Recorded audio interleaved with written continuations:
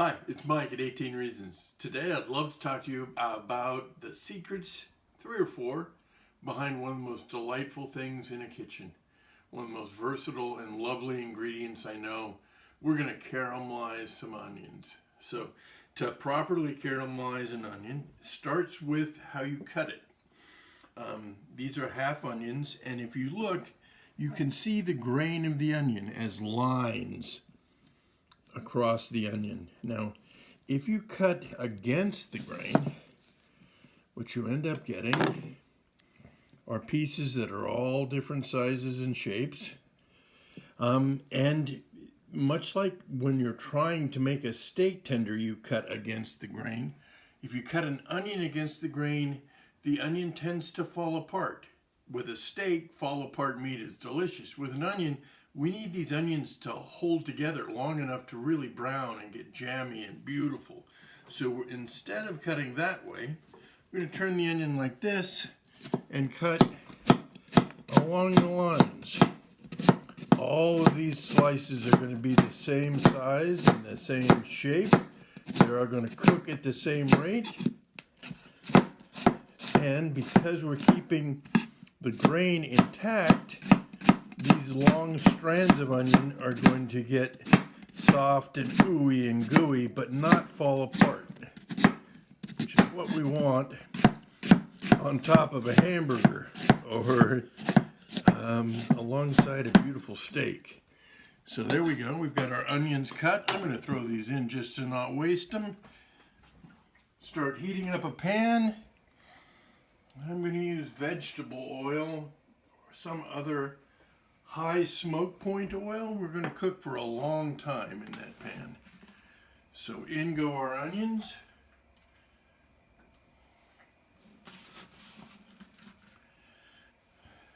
And it's time for secret number 2.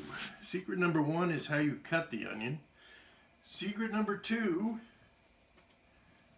is a nice sprinkling of salt very early in the cooking process. What that salt's going to do is draw water out of the onion. A lot of cooking is getting rid of water. Water's necessary for life, but not necessary for browning. Water boils at 212 degrees, so whenever there's a lot of water present, the temperature can't really get much hotter than 212. Unfortunately, nothing browns at 212 degrees. Think about poached chicken. There's no crispy brown skin on a poached chicken because it's cooked in water. It can't get hotter than 212. We really want to brown these onions, so the first step is to get rid of the water the onions are holding on to, so the temperature inside the onion can come up to a browning temperature. Get these well coated in the oil. I'm cooking over medium heat.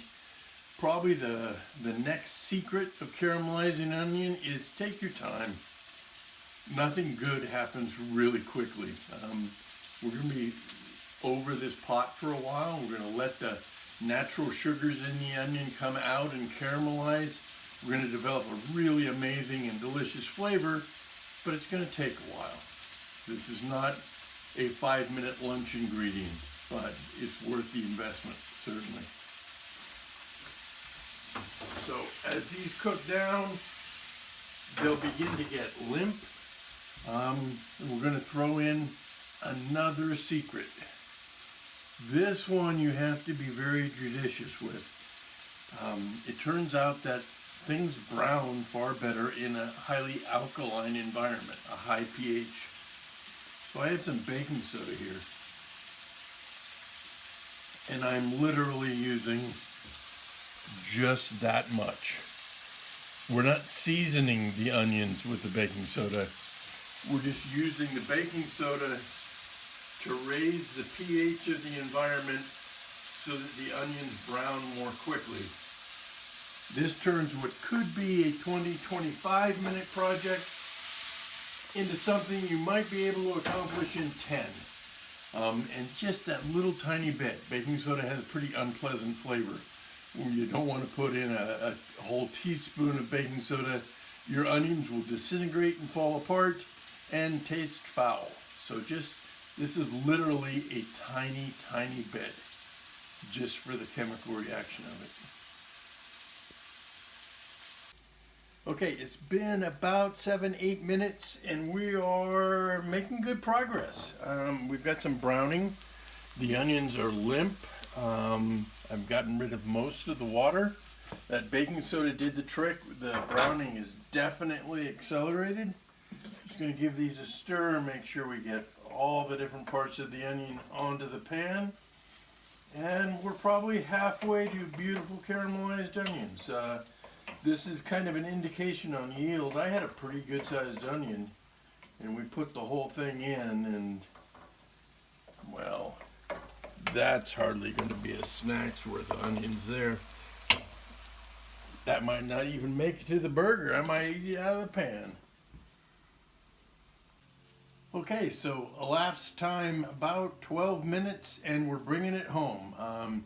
We used a yellow onion today. You can use white or red onions. They both caramelize really well. Leeks are amazing. I love caramelized leeks.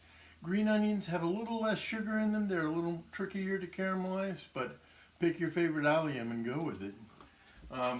Towards the end, you've got to pay attention because these are very soft and they're getting very dark. You got to keep them moving, but we have a beautiful pan of caramelized onions there. And again, they do tend to cook down. Here we go. And imagine that, caramelized onions. Some happy news for everyone. We're back on 18th Street in the city. Linda's got an amazing Malaysian class coming up. Meghna is going to teach a great class on Indian cuisine. We're back in our little home on 18th Street, so come join us there. We're still teaching online, wherever you are in the world. Tune in and let's cook together.